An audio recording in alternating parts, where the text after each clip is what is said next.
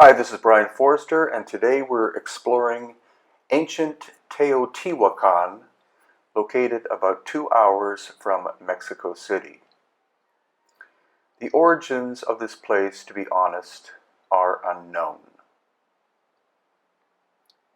We began our adventure in an ancient cave that has been used for at least 1,000 years, and here we did a ritual with some Nahuatl or Aztec-speaking people. This involved incense and obsidian. And again, this was a complete surprise to our guests, and this was an event arranged by my wife Irene in order to add a spiritual aspect to our exploration.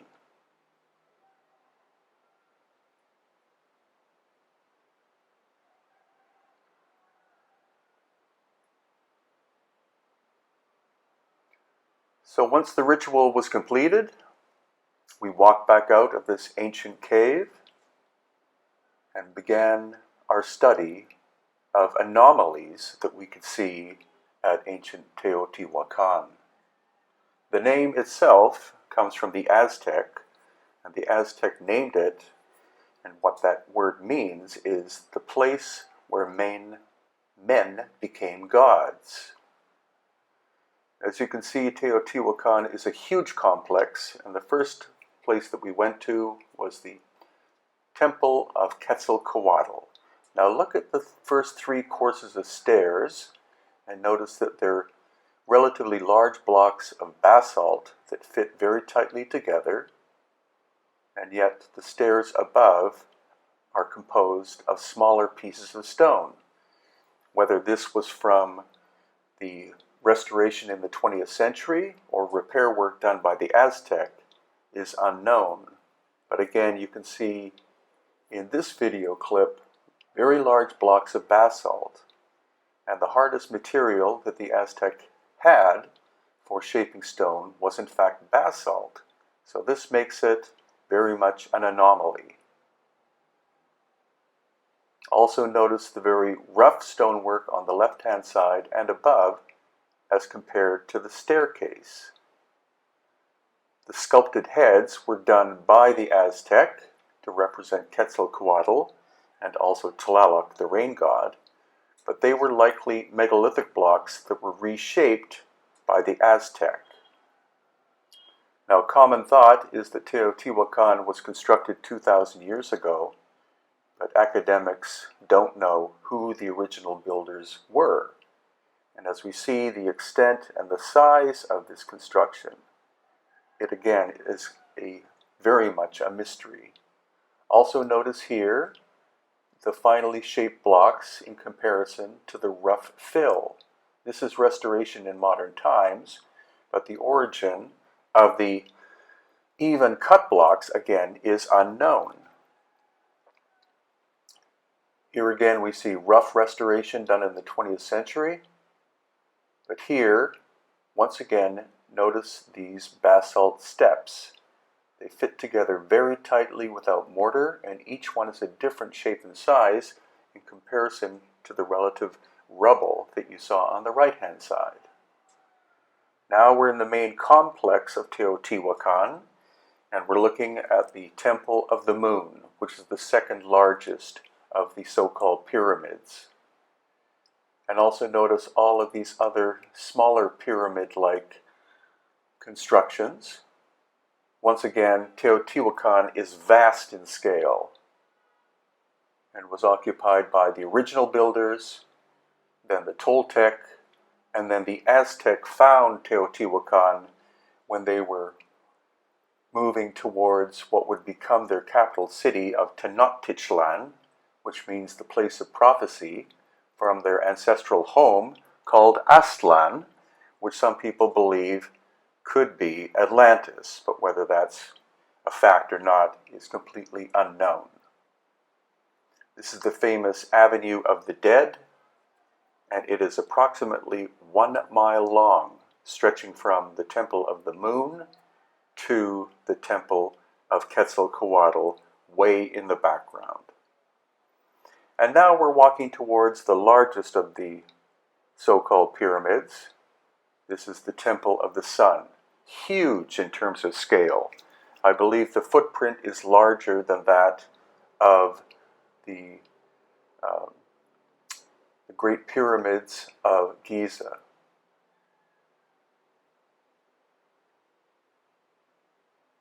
So here you see the sense of scale.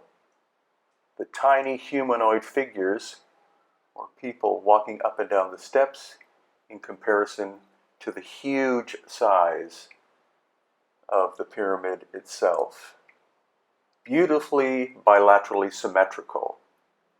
How this was achieved, again, is unknown, and who made it originally is unknown. So now we're going to walk towards the front of the Temple of the Sun, and you're going to see more anomalies in terms of the stonework as we approach. As you can see, most of the stonework is relatively small volcanic stone with volcanic ash used as a type of mortar. But as we approach, you're going to see once again much larger blocks of basalt that are almost scattered around. We don't know where their original positions were, and I suspect that this stonework is much, much older than the pyramid itself.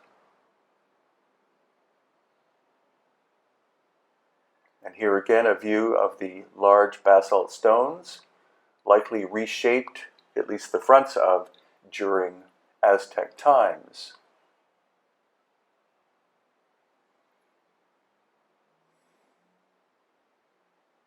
And curiously, a door that goes into the pyramid. Is this part of a tunnel system? We don't know because the door is locked.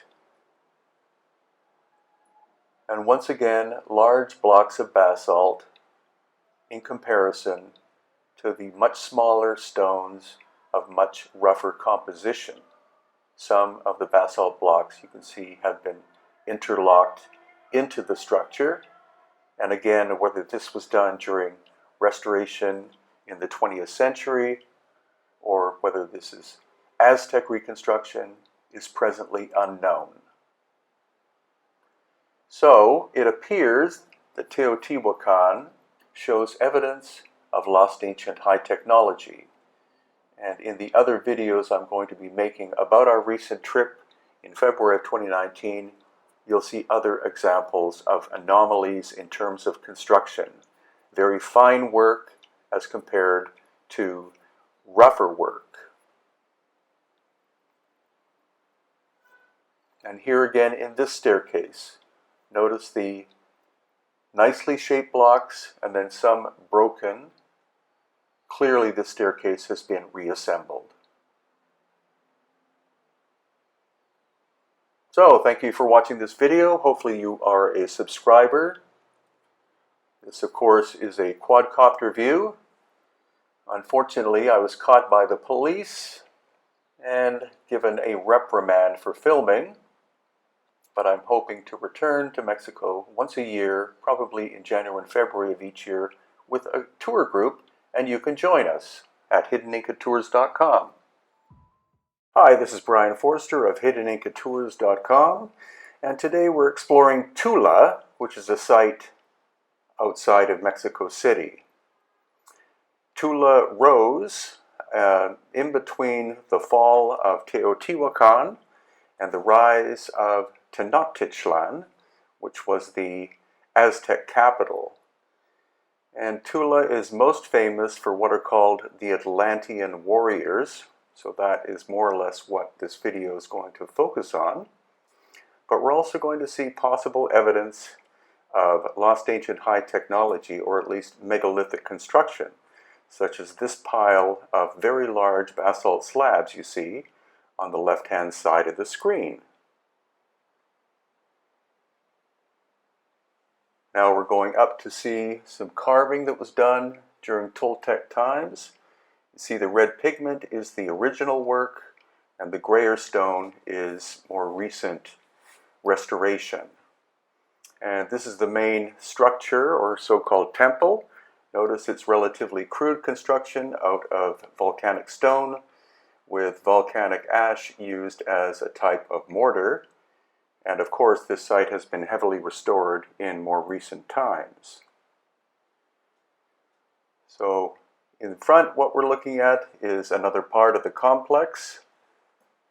But now, what we're looking at is some square pillars. Notice again, very rough construction with a sort of covering made out of probably volcanic ash or other material. And now we're going up the staircase. And the important thing to look at the stairs is you will see uneven construction. You see very nicely cut slabs of stone and then much rougher pieces put in. This, of course, again, was restored in modern times, but it's the difference between the beautifully flat surfaces and the other broken pieces which I find quite fascinating. But the main feature are the so-called Atlantean warriors. And these, thought by some, being held in the hands as being a weapon, like a laser or something.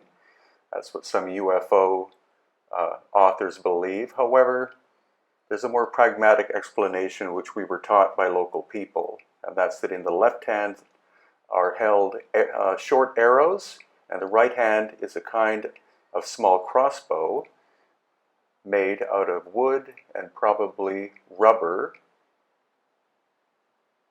And at the top you see the headdress, and here in the back, square columns.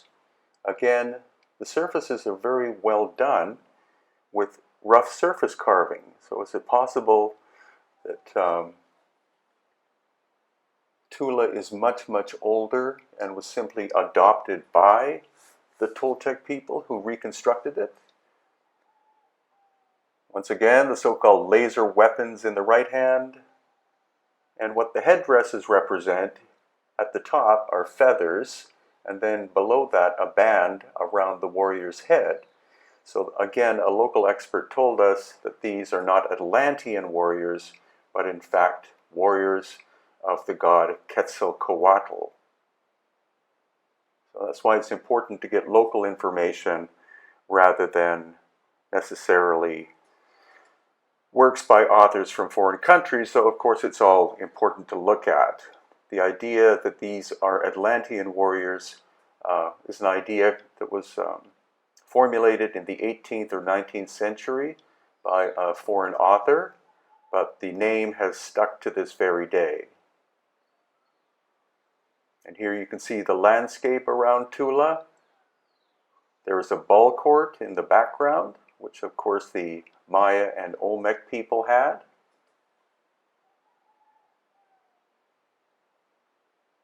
And it is a relatively small site. It's nothing in comparison to Teotihuacan, which is the huge complex with the Sun Temple, the Moon Temple, or pyramid so-called, and also the temple or pyramid of Quetzalcoatl. But if you're in this part of Mexico, it's well worth visiting. The stone is basalt, some of it is restoration, and our local guide told us that the quarry is probably 25 kilometers away. So that's quite a distance to move these relatively large pieces of stone, but not insurmountable by ancient people. Here again you see other pyramidal structures in the area. And this is video 3 of a 10-part series filmed in Mexico in February of 2019.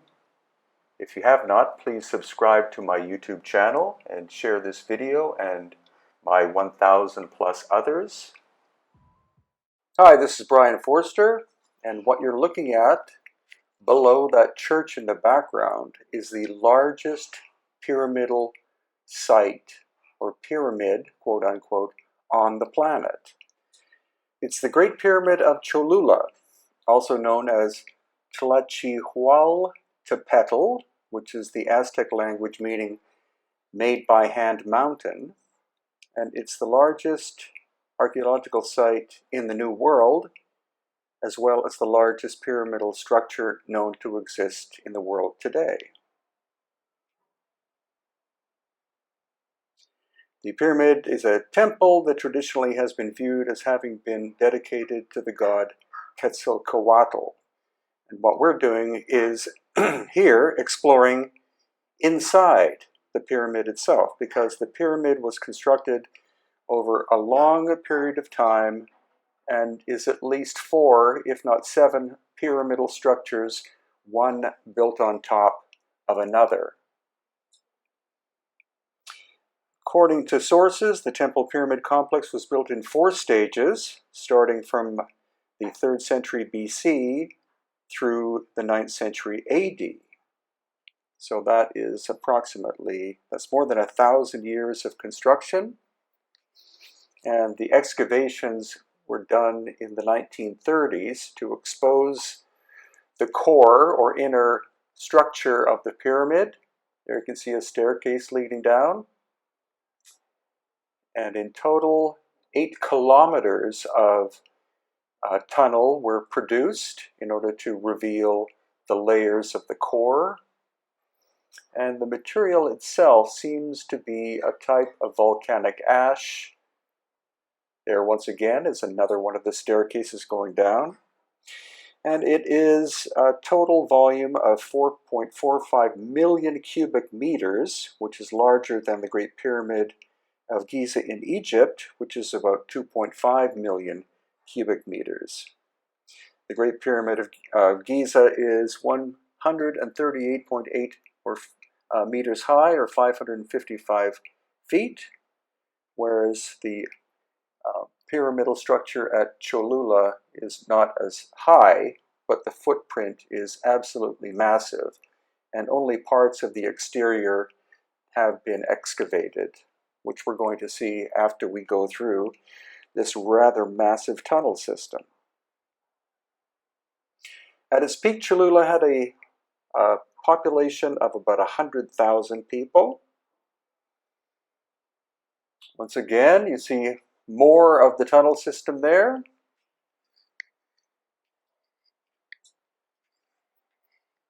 And relatively soon we'll be getting to the end. Most of the tunnel system is locked away from the public, but I believe we walked at least 2 kilometers from the main entrance. The main entrance at Cholula is the tunnel itself, which is really quite fascinating. And we walked and saw exposed areas of different layers, like you can see here.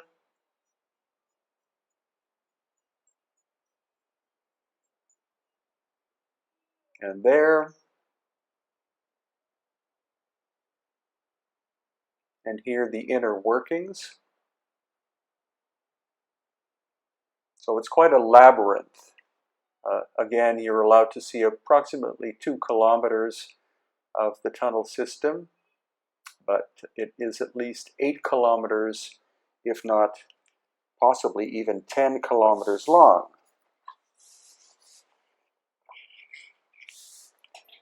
Once again, you see some of the inner parts of the earlier construction, smaller pyramidal level.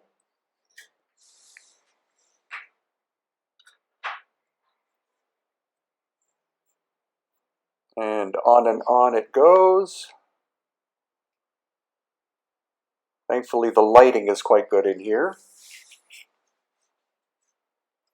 And after 2 kilometers, we reach the outside, and now we're going to explore the exterior areas that have been excavated in recent times.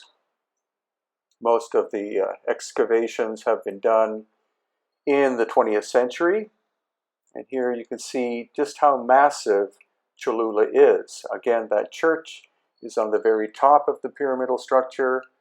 Most of it is overgrown with trees and bushes, but here we see some exposed areas, and you can see relatively small stonework used for this staircase, for example. And you have a mix of materials. You have limestone, which is the lighter colored material, and then some volcanic rock, which is the more reddish. And since it was constructed over the course of more than 1,000 years by different cultures, that's obviously why you have different types of construction techniques. Some rather inferior and others quite fine. As always, what I'm looking for are possible evidences of much more ancient megalithic work, and that is what we're going to be able to see near the end of this video. So once again, relatively rough construction work, smallish stones with clay or even volcanic ash mortar. And here we have a stela, which is evidence of Mayan influence. There's also evidence of Olmec influence, which is older than Maya. There, a very well-made staircase of smaller stones. Interesting looking depressions. Maybe those were for acoustic properties, because we did notice that if you clapped your hands, there was an echo that was created inside this ceremonial area here. And here you can see the exterior is the limestone and then the core of volcanic stone. So the volcanic stone is from the area where the limestone came from. I was not able to find out. But this is the part that actually intrigues me the most, because you can see that this is very finely constructed. And if you look at the darker stone, that is basalt, whereas the lighter stone is a basalt type of rock as well, but that's evidence of 20th century reconstruction. So this, I believe, is actually the oldest part and the finest in terms of construction. Notice the staircase, the stones are quite a bit smaller than the larger stones you see on the right. The stones on the right very finely fitting together, whereas the staircase is made of smaller stones with volcanic ash as a type of mortar. Hi, this is Brian Forster, and today we're going to be looking at megalithic evidence at Mitla, located in Oaxaca in Mexico. So you can already see the evidence. You see this massive column of basalt. Supposedly the quarry is located more or less a mile in the distance. We were able to actually explore the area of the quarry, and were able to indeed establish that the stone is basalt. Now, this is going to be in contrast with the other types of construction that we're going to look at. Again, another large basalt column. So here at the bottom, you see finely cut and well-fitted stone and much rougher work above it. There in the background, you see those massive lintels. And then here again, rough construction. And then once again, fine work at the bottom. And here, very tight-fitting basalt stone, no mortar, no gaps whatsoever, and much rougher work above. So we're obviously looking at two different civilizations. And in the case of the church, which we'll be filming in a moment, 3 levels of construction, 3 different cultures. So look how tight-fitting these stones are. Again, no mortar whatsoever. And this is the church. So the upper work is Spanish colonial, and then lower down, recycled stones from a megalithic structure.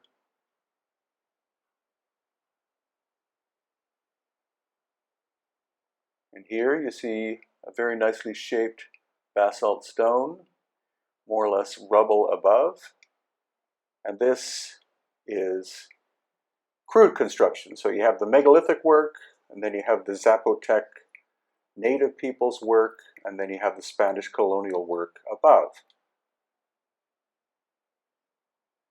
So here, the rough construction of the colonial and Zapotec people, and then the reinstalling of these very large lintels or beams, in this case weighing at least 6 tons. Now, some people are going to say that the finest work would be the beams and that would be the last level of construction, but likely not true. It is possible that even with a 6-ton beam, and you don't have to be that sophisticated, that you could pry up one end, put some rubble and stone below, then gently raise the other side a little bit, and almost do like a seesaw fashion to build the wall up, having the recycled beam in the place you want it at the very end.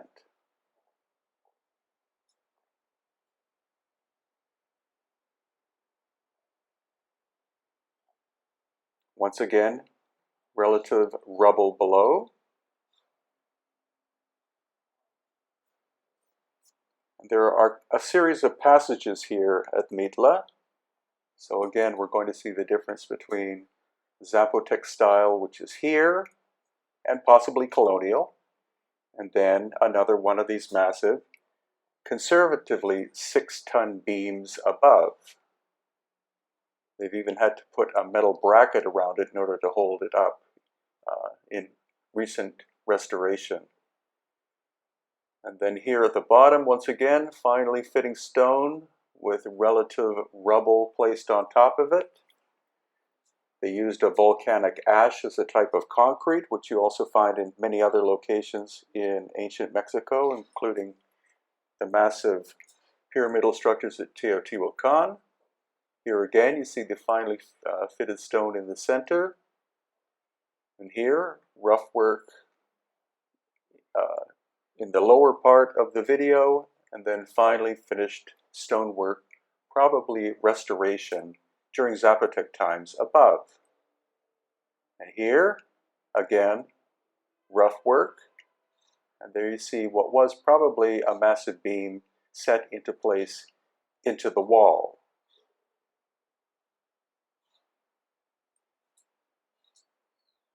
Another one of these columns. This is a relatively short one compared to the others we have been looking at and will be. And then here, finely shaped stone on the bottom and rough on top.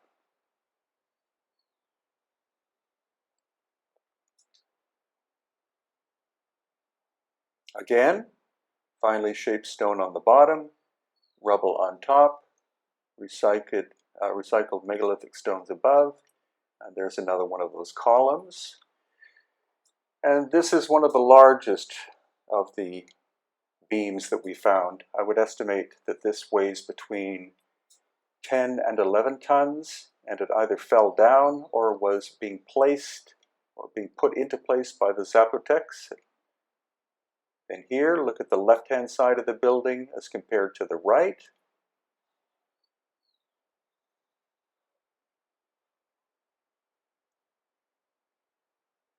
And once again, you have the fine stone on the bottom and relative rubble above.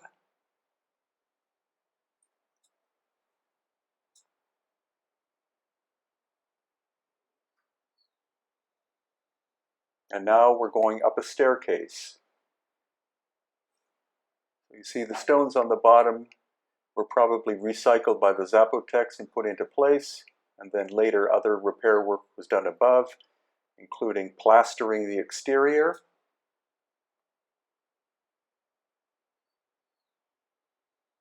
Some more very fine stonework in the video at this point. And look at the doorway as we go through.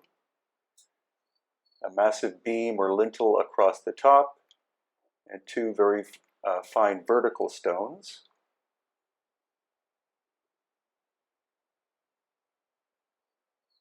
And these are actually the largest of the lintels. Notice solid stone on the right, and then rather crude repair work on the left.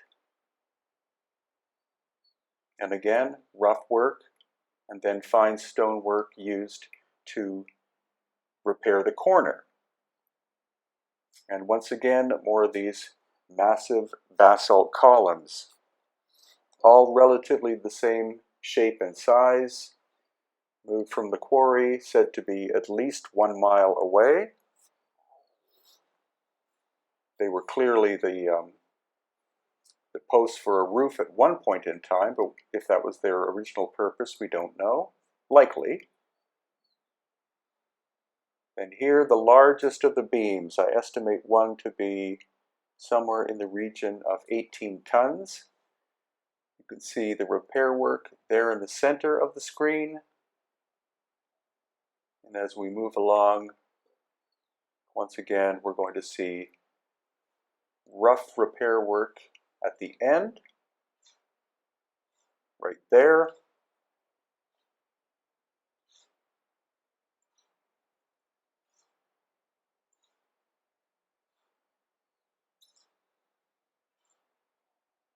And here, some fine stonework recycled during Zapotec or colonial times. And likely the original foundation. You see how tightly fitting the stones are as compared to the corner. And at another location nearby, once again, we have these approximate 6-ton beams, very fine foundation work below, cruder work above.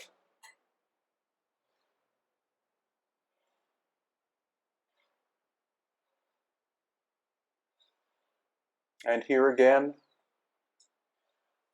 the giant beams put back into place, or put into place likely by the Zapotecs on top of their rougher wall work.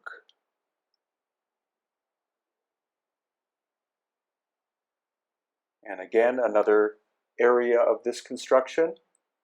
Fine work on the bottom, fine work on the top, crude work in between. Some more buildings that we found nearby, again with the recycled giant lintel beams. And then a final look at the difference between the rougher work on the bottom and the fine beams on top. Again, it is possible that the Zapotecs obviously found these giant beams somewhere, maybe on location or at a nearby location, and then were able to build their wall by gradually raising one end and the other end, maybe even an inch at a time, like in a seesaw fashion, building their wall until the beams were up to the height they wanted them. Hi, this is Brian Forster, and today we're exploring Venta Park, which is located in Villahermosa in Mexico.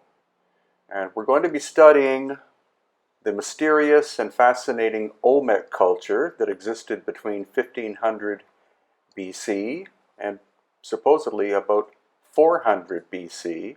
And I honestly don't think that academics, or at least some of them, don't understand this ancient culture very well, as you will see. Now, Villahermosa is a city of 1 million people. And so in this video, it looks like we're in the middle of the jungle, but in fact, we're in the middle of a city of approximately, or at least 1 million people. And if it wasn't for this man, most of the artifacts that you're going to see would probably have been destroyed by the petroleum industry that moved into the area early in the last century. So here, very much a jungle-like atmosphere. And these are some of the basalt artifacts that are in the Venta Park. Now this one is supposedly, or is called, the grandmother. But why they're calling it that, I have no idea. It's a human, obviously, but why a grandmother? And then this one called the bearded man. Now that up on top is not the bearded man. That's actually what some ancient alien theorists believe is an astronaut. And here we see the bearded man. Could be. And then these really fascinating natural basalt columns. These were naturally formed and harvested by the Olmec people to build fencing for one thing, and also tombs.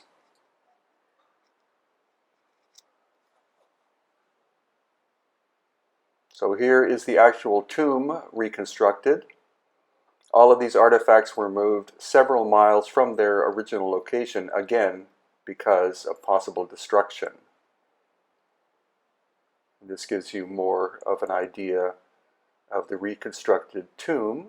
And then there's a large slab of limestone in the interior that could have been the lid of a coffin of some kind.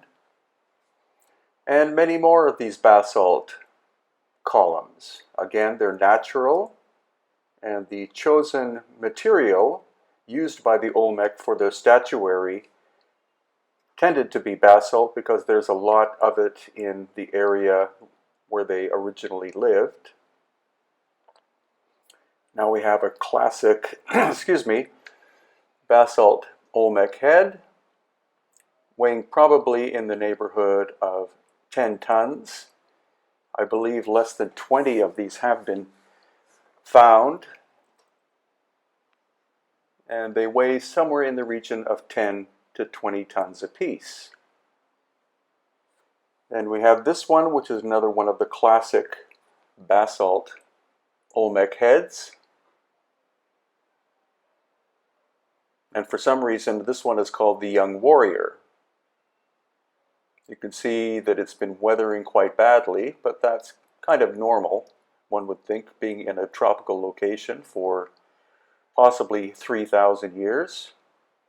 And this one is very crude. You can see all of the scarring and the fact that it's eroded quite badly. So Venta Park is a beautiful place to experience aspects of the Olmec culture if you happen to be near Villahermosa.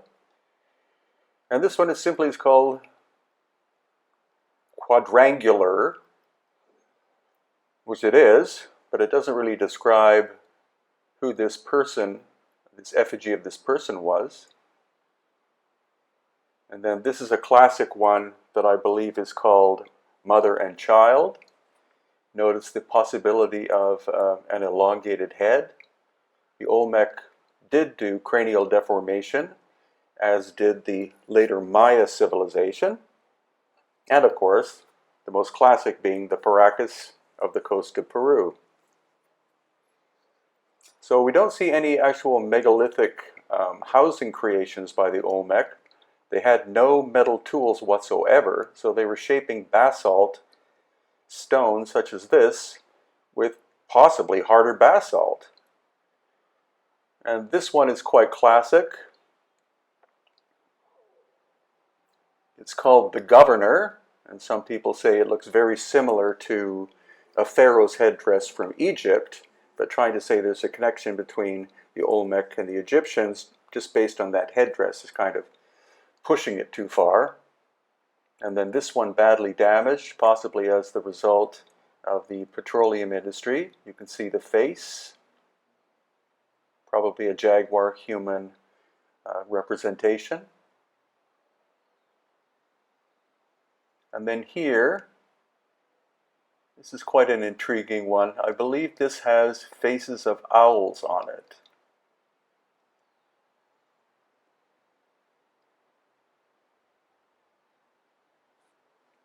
Yes, which you can now see here. You see the two, possibly three owl faces. And as we move farther along,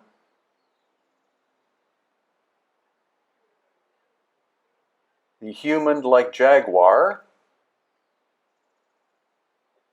so a transformation symbol of a human jaguar. Again, that's a supposition. And this one is a little more obvious.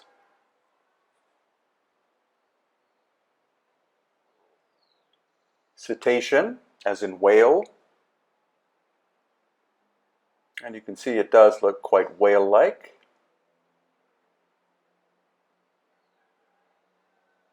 And monkey looking to the sky. This one is quite intriguing,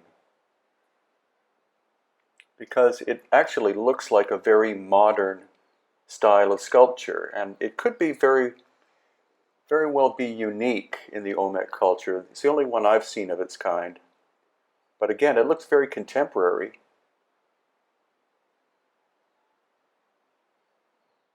Hi, this is Brian Forster, and today we're exploring Uxmal in the Yucatan area of Mexico. And Uxmal is clearly a Mayan site, and this is the famous Pyramid of the Wizards. How it got its name, Pyramid of the Wizards, I have no idea, but it's a very impressive pyramidal structure, as you can see, constructed mainly of relatively small stones. And one of the intriguing things about the name Uxmal is that it means built 3 times. So, built 3 times during the Mayan period, or could there be megalithic elements that the Maya discovered at this location and then decided to expand this complex? So that's what we're going to be looking at. For example, if you look at the stonework on the left-hand side, you can see it's very tight-fitting as compared to the much cruder work above. So this is giving us an inkling that Uxmal may be much, much older than what standard history tells us. And here again in that doorway, you see very nicely cut blocks as compared to relative rubble with a mortar made of volcanic ash above.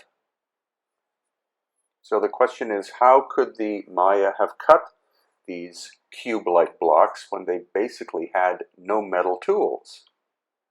They had obsidian and they had jade as tools, but no metals. Possibly a little bit of copper or maybe bronze, but not steel. And this is limestone, which is relatively soft, but it's actually something in the order of 100 million years old. This was originally formed under the ocean and was raised up over the course of time. And so it's actually a metamorphosed type of limestone, making it much harder than standard limestone. And here again, you see some relatively large blocks at the bottom and smaller, rougher stone on top. This is something we've been looking at during this recent trip to Mexico. Again here, very nice cut blocks and then rubble used as fill in some places, but in other areas, very tight contact between the stones. And that's what we're looking at here again. Nicely cut blocks and relative rubble used as filler. This is one of the famous Mayan ball courts. And here again, we're going to see 2 stages of construction, or at least, once again, you're seeing nicely cut blocks and then relative rubble. Clearly not from the same construction period. And once again here, finely cut blocks, and then mortar and to some degree rubble used as filler. And look at the inferior work on the left. Now it is possible that it's just the outer casing stone, which is this fine work, but this again shows very rough work as compared to very fine work.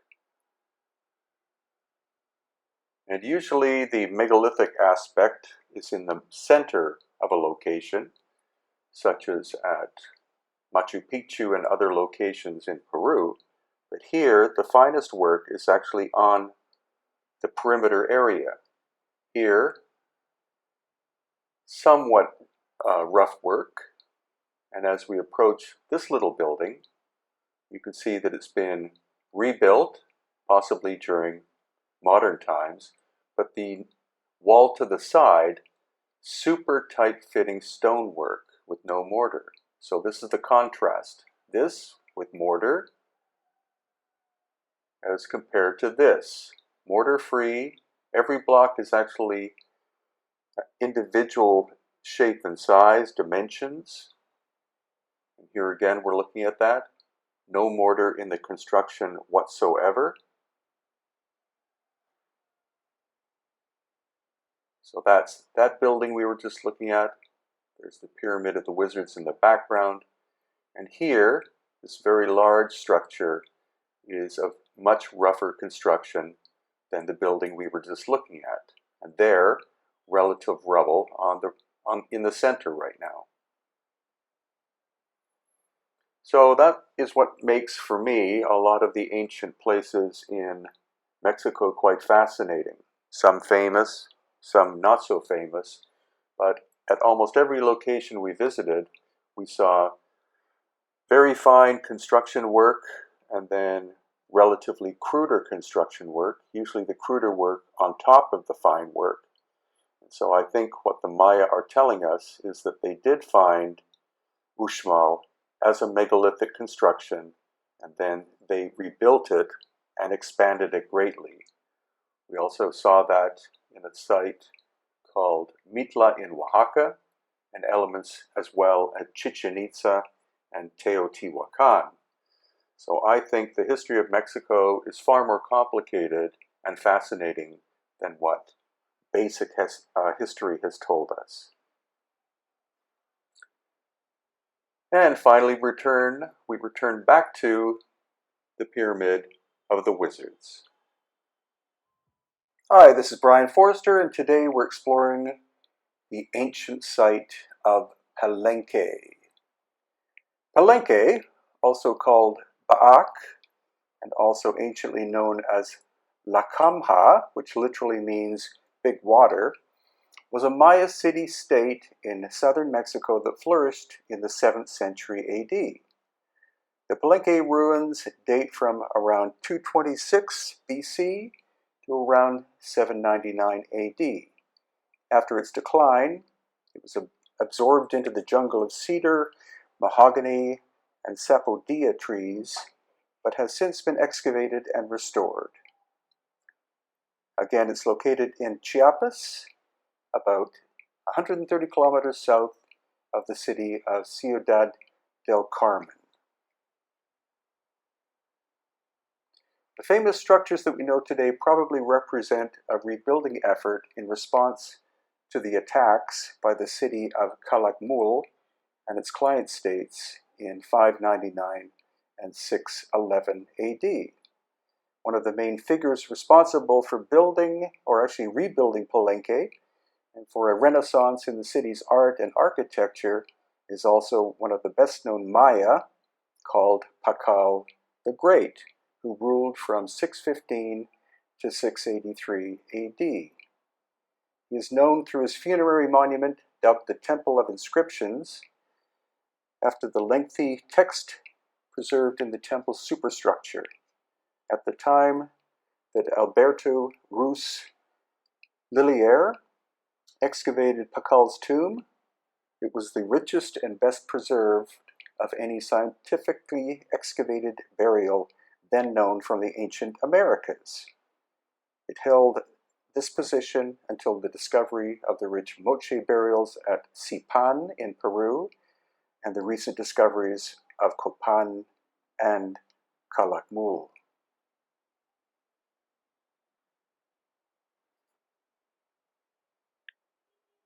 Now, Palenque is one of my favorite sites to visit in all of Mexico, and actually one of my favorite sites in general, just because of its sheer beauty.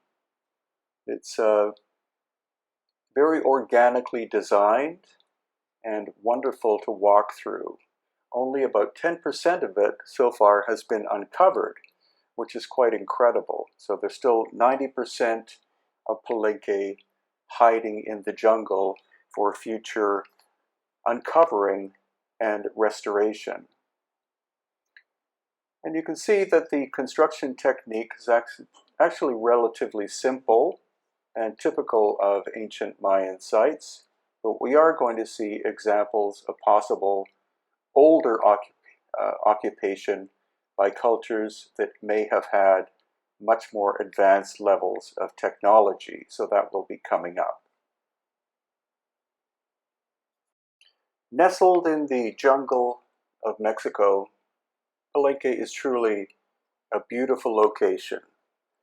And most indications are that it's purely a Mayan complex, but we're going to see some anomalies that could indicate that Palenque is far, far older than what is commonly understood.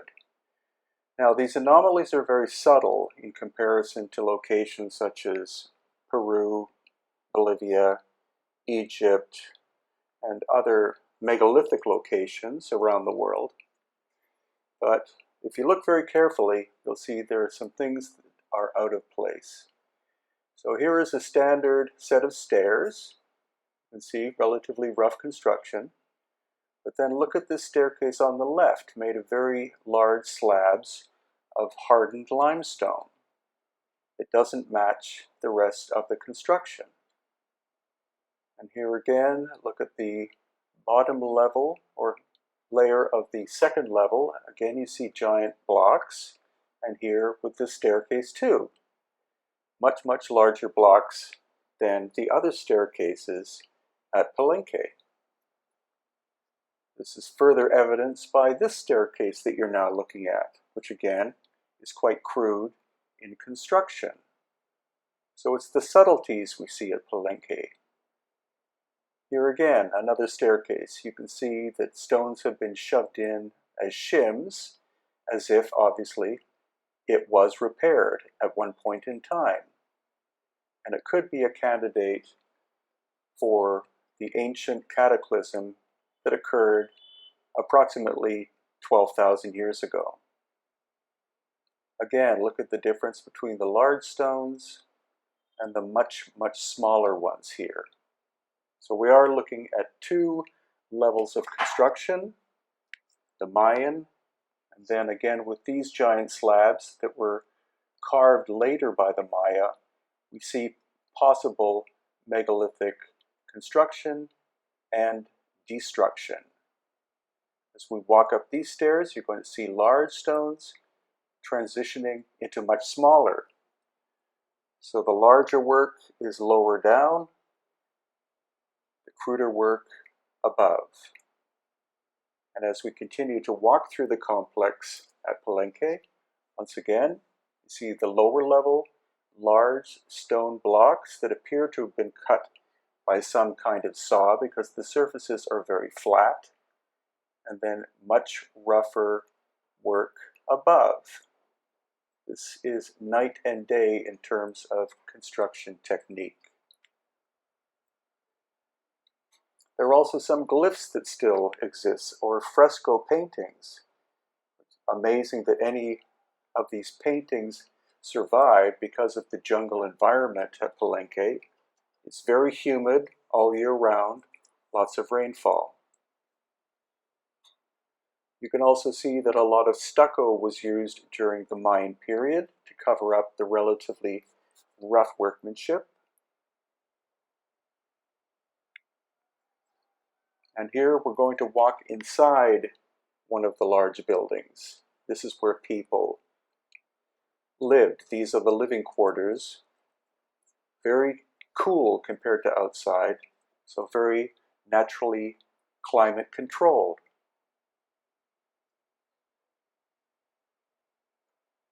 Again, you see the stucco coating on the surface, and where the stucco has fallen off, you see small broken stones and types of mortar, likely volcanic ash mixed with calcium carbonate to cover the surface. Now this is part of the nearby jungle area where 90% of Palenque is still hiding in the foliage, waiting to be discovered and uncovered. The Mexican government have done a wonderful job, not only here at Palenque, but at all of their ancient pre-Columbian sites. They spend probably billions of dollars a year in reconstruction and maintenance, and each one of the ancient pre-Columbian sites of Mexico that I visited always has an on-site museum. So kudos to the Mexican government for doing such a great job of their ancient locations.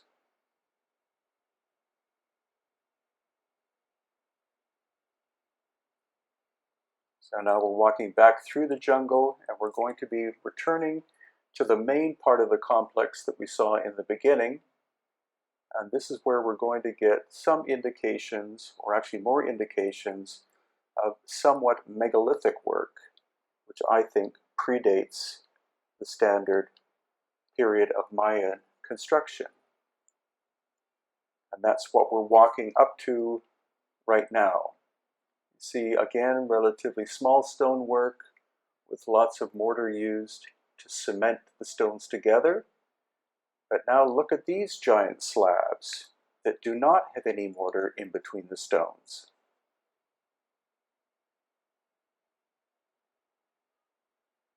This is limestone, but not all limestone is soft. Most people think that limestone is relatively soft. This is actually a very hard, most likely metamorphosed limestone. Once again, here is the Mayan period construction on the left-hand side. And here, these giant slabs that have no mortar in between. And as you can see, as some of the stones have sunk partially into the ground, it looks like some kind of ancient cataclysm occurred here prior to the arrival of the Maya. And then when the Maya found this abandoned, relatively megalithic site, they decided to build a major center. That's something that we also see among the Inca of Peru, the Tiwanaku civilization of Bolivia, and of course the dynastic Egyptians of Egypt. Once more, a glimpse at these very relatively large stones, and look at the much rougher work above. So if you're in the area of Palenque or anywhere near Chiapas, Palenque is one of the most beautiful ancient locations to visit. Very quiet and doesn't get too many tourists per day. I think on average Palenque gets approximately 2,000 tourists a day, which may sound like a lot, but compare that with Tulum and Chichen Itza, located in the Yucatan area, where at least 10,000 visitors per day visit. So if you look at older photographs of Tulum and Chichen Itza, it looks as though they're relatively untouched, but they have become, for me at least, tourist nightmare places because of the fact that major tourist resorts are located relatively close by, within 2 hours drive. And so it's sites like here at Palenque that I much prefer to visit. Here's some more ruins that have relatively recently been uncovered. Once again, don't want to overemphasize it, but 90% of Palenque is yet to be excavated. And that shows you that it's actually a very, very massive site. It takes approximately 4 hours to thoroughly look at Palenque. And if they ever get around to exposing the other 90%, it'll be absolutely incredible. So we do go there once a year with a tour, with Hidden Inca Tours. And the next one will likely be January of 2020. For details, check out my website, www.hiddenincatours.com. Hi, this is Brian Forster, and this is the last part of a 9-part series about our explorations of ancient sites in Mexico in February of 2019. Today we are at Chichen Itza, and we're going to see the ancient site if we can get through all of these vendors. There are hundreds of them, if not thousands, selling actually quite fascinating things. Now here you see the classic building called the Castillo, or El Castillo, which is a pyramidal structure located at Chichen Itza. But the site is actually very vast, and a high percentage has still not been excavated. So the Mayan name Chichen Itza means at the mouth of the well of the Itza. This derives from chi, meaning mouth or edge, and che'en, or che'en, meaning well. Itza is the name of an ethnic lineage group that gained political and economic dominance of the northern peninsula. One possible translation for Itza is enchanter, or enchantment of the water, from its sorcerer, and ha for water. So where we're going now is actually towards the ball court. And this, as far as I know, is the largest ball court in all of Mesoamerica. Now the ball court, or the ball game, was a sport used by the Maya and also the Olmec, and possibly as well other cultures. The ball was made of natural rubber, and supposedly you were not allowed to use, I think, your head, your hands, or your feet in order to strike the ball. Now you see that every stone here is of a different shape and size. It is all limestone, but it's not a soft type of limestone, it's a metamorphosed type. So the intriguing thing is that the Mayan people did not have metal tools of any kind, so how were they able to cut and shape these blocks? The material is local, but it is reported to be somewhere in the region, or its formation was something like 50 million plus years ago. Now you see some gaps in certain parts of the wall, so it is possible that this was reconstructed not only in modern times, but also in Mayan times. You can see the repair work clearly that's been done. And now we're walking towards a small temple building. What's kind of interesting about this is that the staircase is composed of very tight-fitting solid blocks of limestone, which we also saw at Teotihuacan and other sites in Mexico, suggesting that these locations could very well be older than what standard scholarship suggests, that the Mayan people might have found an ancient series of structures and rebuilt them. Other possible evidence of this is the staircase you're going to see. It's been repaired, but each one of these is a very massive solid block of metamorphosed limestone. Then we have these serpent heads of the figure of Kukulkan, who was the feathered serpent deity, and then this chakmul, which was used for sacrifice. Quite possibly not human sacrifice, but more likely fruit and other things were given to the gods rather than this overplay done about human sacrifice being done all the time by the Maya. So now we're walking back towards El Castillo, and you can see intriguingly that there's a door which is blocked off. Now, a couple of decades ago, I was allowed to go inside of this, but now it's locked and no entrance is allowed. But it shows that the El Castillo pyramid is to some degree hollow, and there's a smaller pyramid inside of it.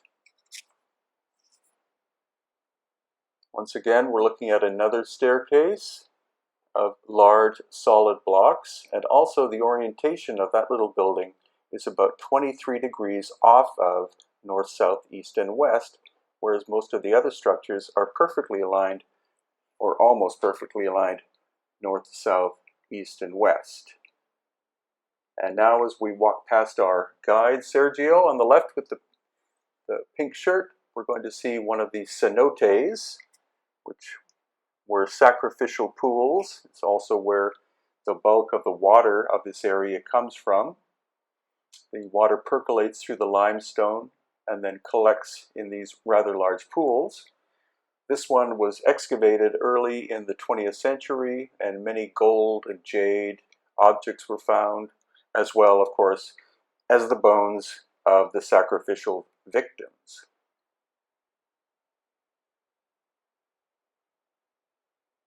And finally, if you walk far enough, you're able to see this rather unique building, which was an astronomical observatory.